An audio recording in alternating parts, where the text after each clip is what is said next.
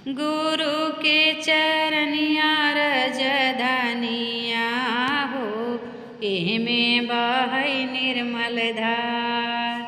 गुरु के चरनिया रजधानिया हो, एमे बहै निर्मल धार।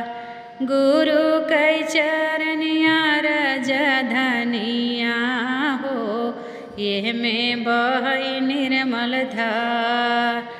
गुरु की चरनिया में ब्रह्मा जी नहाने, सखी ब्रह्मा जी नहाने।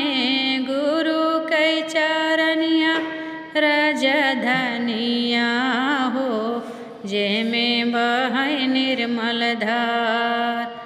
गुरु की चरनिया रजधानिया हो, जेमे बहै निर्मल धार। गुरु के चरनिया में विष्णु जी नहाने, सखी विष्णु जी नहाने। हरे गुरु के चरनिया रजधानिया हो, एमे बहै निर्मल धार।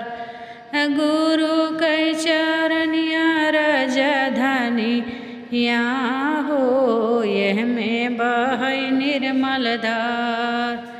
शिव गुरु के चरनिया में भोला जी नहाने, सखी भोला जी नहाने। शिव गुरु के चरनिया में गणपति जी नहाने, सखी गणपति जी नहाने। गुरु के चरनिया रजधानिया हो, एमे बहै निर्मल धार। शिव गुरु के चरनिया रजधानिया हो, एमे बहै निर्मल धार।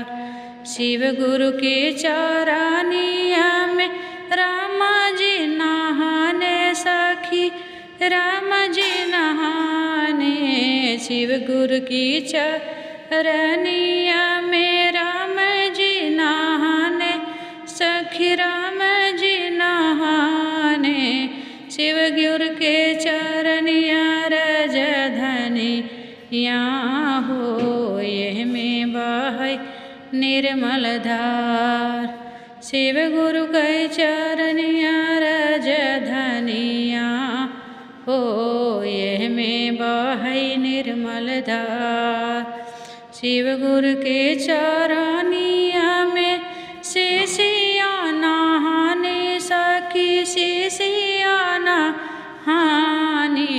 शिव गुरु के चरनिया रजधानिया हो, एमे बहै निर्मल धार।